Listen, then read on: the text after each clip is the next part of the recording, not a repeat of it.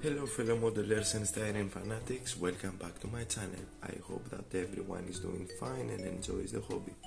Concrete Bunker is back with another one of its notorious episodes.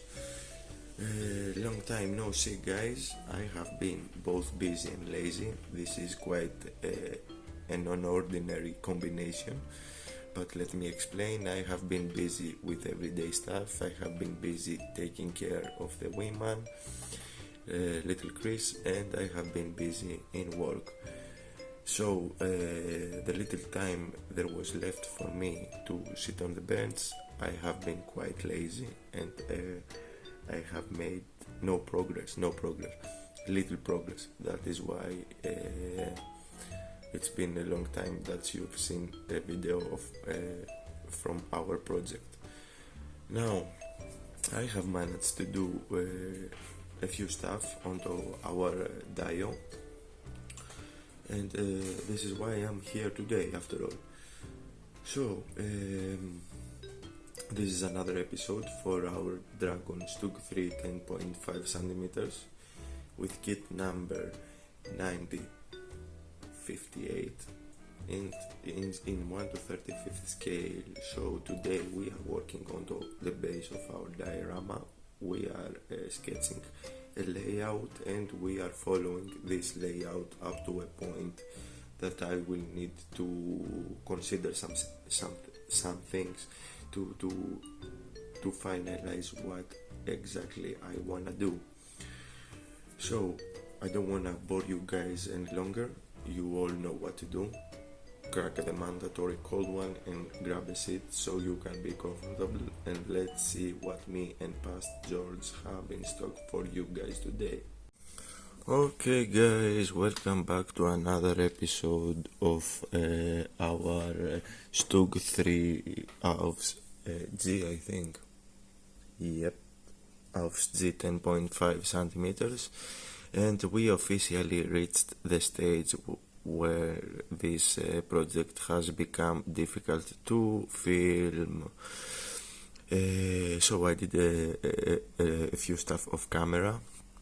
I mainly constructed the base of the dio, made a crude sketch of what I want, and cut a piece of cheap white styrofoam that I had laying around. Why cut the expensive blue ones, since I have this thing and I can use it for ground? So I cut a piece of this and I framed it, and I just stuck our farmhouse in position. Now a few rules that I have learned across my involvement with dioramas. Rule number 1 is that we don't want anything to extend over our base, our frame, mainly because it is dangerous for the subject to be there and you maybe knock it off. And rule number two is that we don't want square things, we don't want this, sorry for the wobbly mode guys, we don't want the farmhouse to be in a straight line. That is why I have placed the thing like so, in an angle. Rule number 3, all this area needs to be filled with something. Either it is going to be a vehicle, a figure, or some element in general. We need to fill every area, not to cramp it, not to make super busy, but it needs to be filled with something. So let me grab a marker and let me explain you my plans. Here where we are having the farmhouse, of course. Over here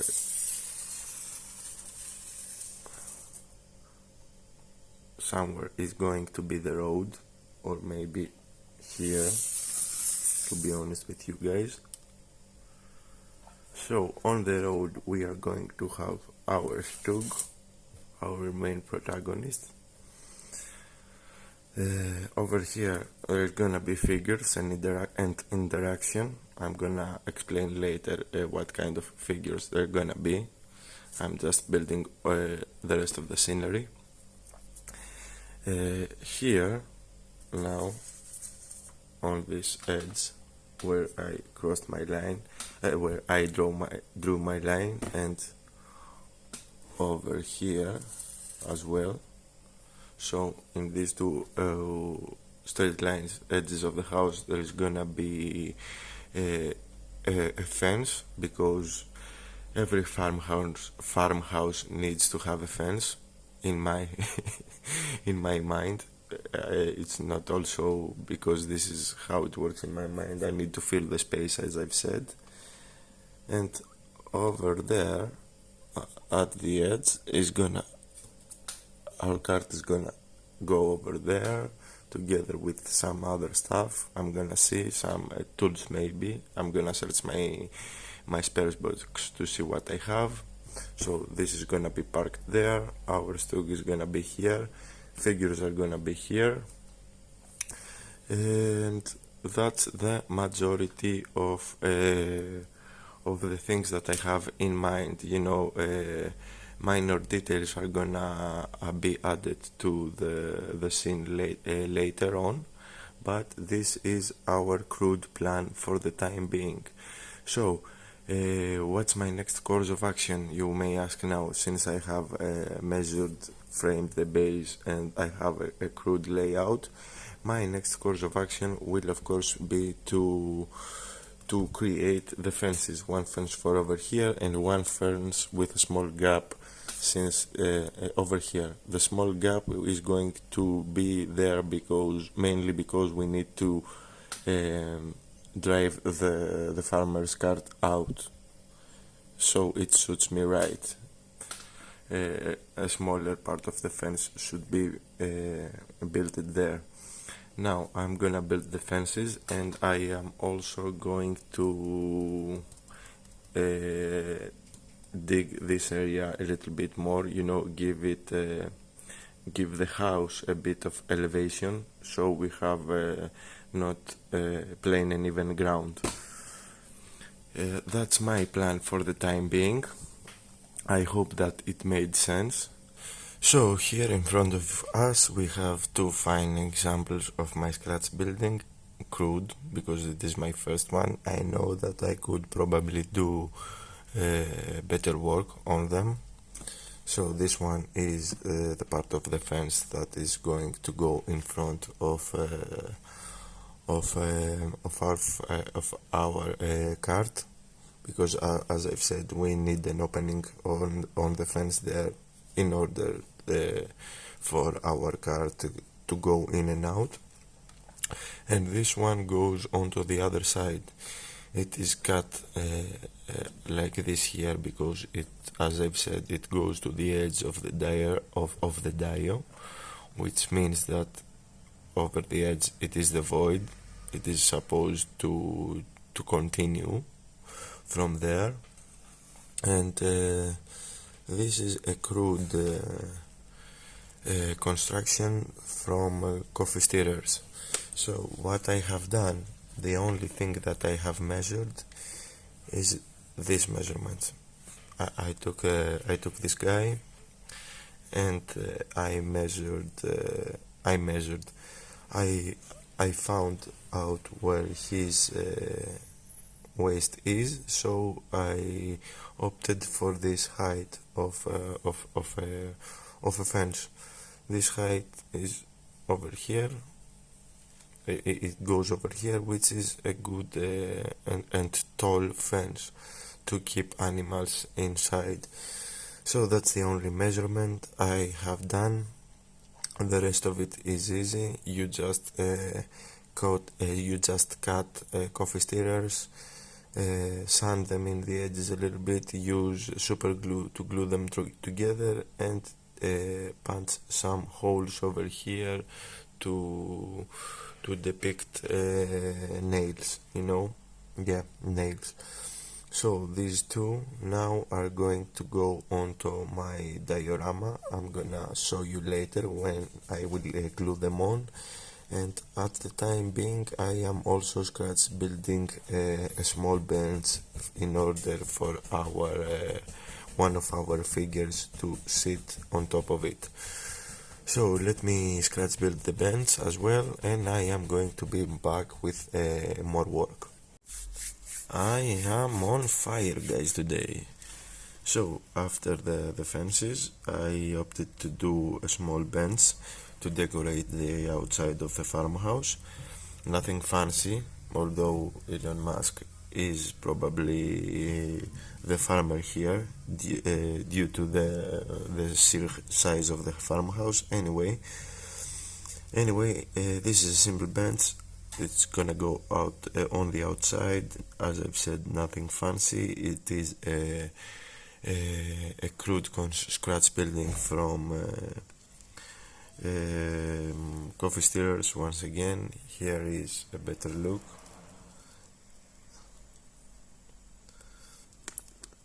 Okay, it is a little bit, crooked because this leg unfortunately came shorter than all three others. I'm gonna mask it. I'm gonna place it like this onto the house, and I'm gonna put some glue onto this leg so nothing will be able to move, to tilt like that. Anyway, considering it is my first time that I am making a bench, I am quite happy with it. Another quick update, guys. Let me take you on wobbly mode, as I've said. So I have digged out the road. As I've said, I want my diorama to have a bit of elevation, uneven ground. I believe it adds interest. I have also made the fences. I have given you a closer look of both of them. One of them is over here and another one is over here. That's what I meant when I've said that this fence continues to the void. You just have to imagine it. What other? Yes, this one is stops over here because, as I've said, here is the door for the cart to go inside and outside of its parking space. And I have also scratch built the crude sitting bench for our rich farmer, the rich farmer. Okay. So what's my next course of action? My next course of action will be to create a tree or two. Definitely one is going to go at the back of the house, that right now we have no I cannot access it. Yes, I cannot access it right now with the camera, and probably one of them is gonna go over here at the side of the house.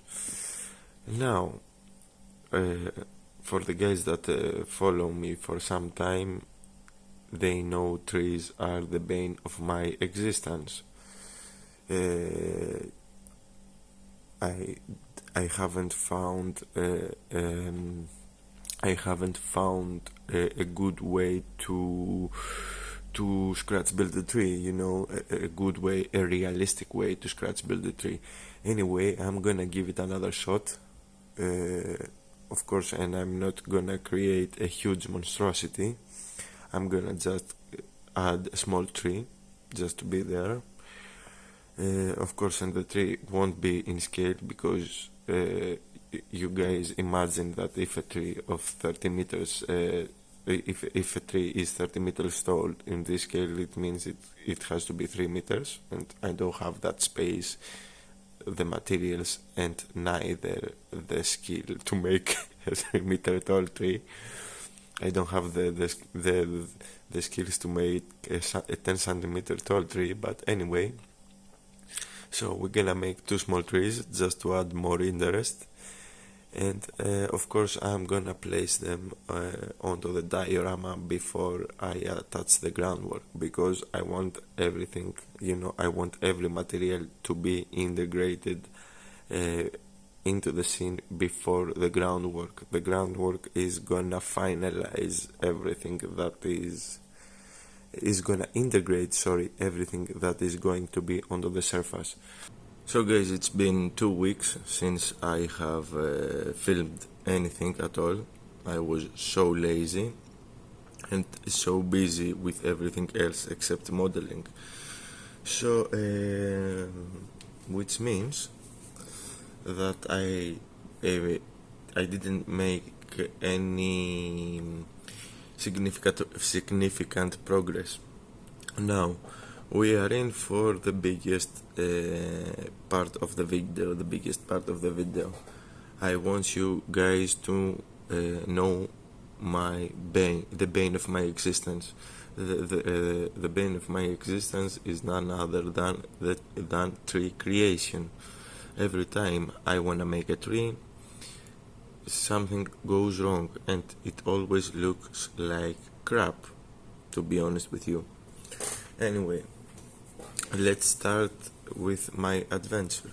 Let me explain you my adventure, I should say. So, as I've said before, I wanna add 2 trees on our scene, one over here and one over there, as you clearly can see. My initial intentions was to scratch build them from twisted wire, which never got as planned, although I twisted wire in a desired shape, and it was looking like a tree. I failed in the next step. Whenever you twist wire, you have that wire texture as it is to be expected. But if you want to make a realistic tree, you need to add bark texture. So to add bark texture, you have 2 options. One of that option is to sprinkle sawdust on top of it, coat the whole thing with PVA or any other glue, and sprinkle sawdust on top of it, and then prime and paint. And the other option is to coat the whole thing in one thin coat, I'm gonna call it, of air drying clay, and apply the texture on your own. Now I did nothing from those 2 options. I opted for a third one, which was clearly a stupid idea. I'm not gonna lie. So my idea was to add sand, coat the whole thing with PVA glue, and add sand to see how the texture will be. And my second idea was to add soil from my garden. Of course, and both ideas never succeeded. The tree looked like a crap coated in sand or in soil. So I scrapped the trees. Now you're gonna ask me why I didn't opted for the sawdust option or for the air drying clay. So let me explain. Sawdust option wasn't an option for me because I couldn't find sawdust. To be honest with you, I never opted to search so I can find. I was a little bit lazy, I'm not gonna lie once again. So I didn't have any sawdust, so that idea was thrown out of the window. The second idea with the air drying clay was a great idea. I have air drying clay. I could roll it in a thin sheet and apply it on top of it, but I don't have the time to apply the texture because with a baby I am never sure how much time I have on my hands to work on something, and if I started applying the texture and the wingman wakes up, I have to stop, which means that the clay is gonna dry, and then boom, I have to erase everything and start from scratch. So that's why the original and the best ideas were thrown out of the window. To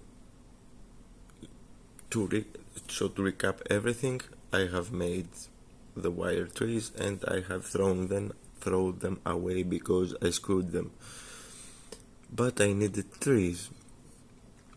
What I have done, so you can have these two things looking, these two things. I did go outside, and I thought that once again nature is the best supplier for us modelers, and I grabbed 3 or 4 twigs from my garden outside the house. I don't know how this plant is called in English. If I will find it out, I will write it as a comment somewhere in the screen. So I grabbed 3 or 4 twigs from that plant, and I have given it shape as a tree. Cutted the branches, the unnecessary branches, and then I have started drilling those twigs in strategic points. And after I drilled them, I have added this stuff.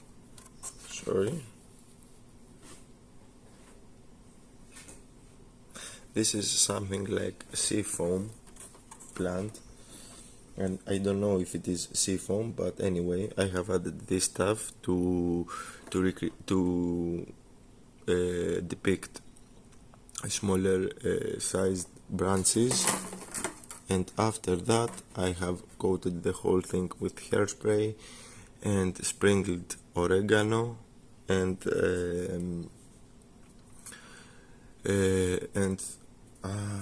I forgot how it is said. Give me a moment, guys. I'm gonna show you. I have added this stuff. You know, the scatter grass. This is from this company. I'm not affiliated with them, but I have a bunch of their baggies. So I sprayed every tree with hairspray, and then I have added sprinkled oregano and this stuff on top of it. And here is how they both look. I know that this is not the best, and this is far from ideal, but it is a start. I have found a solid way of creating trees. I just need to practice a little bit more and gain experience, but for the time being and for the materials I have in hand, this is it, guys. I'm not gonna change anything at all, because I don't have any more seafoam in my hands, which is going to help me depict smaller branches and add more foliage to the trees to make them even better. So let me give you a closer look. Wobbly mode. This is one of them, my first one, and this is my second one. Clearly the second one is far better than my first one. As I've said, practice makes perfect, and clearly both of them don't look like, wild trees. When I say wild trees, they don't look like an oak tree or a fir tree or something like that, or something like trees growing all alone in the middle of nowhere, in the middle of a field, to be honest with you. Both of them look like arboreous trees, I think that they are called, trees that someone tends them so he can grab the fruits. So since this guy is a farmer, he's gonna have arboreous trees. This is my story and I'm sticking with it. Now, what's my next step? To be honest with you guys, I have no idea. Let me think about it a little bit. You know what? My next step will be to apply the earth texture in all over the scene. Okay, so we're gonna add PVA all over the place, and we are going to add our concoction, our garden soil concoction. So guys, as I've said, I have covered everything with soil from my garden and I have to tell you that my resources were depleted. I have no more soil. I will need to make more in the future if I want to do another diorama. Anyway, what I've done to make it to that stage, simple and easy, I have coated the whole diorama with PVA glue and just proceeded adding sprinkling soil on top of it. In some spots it has more, in some other spots has less. Let me give you a closer look. This is how it is looking.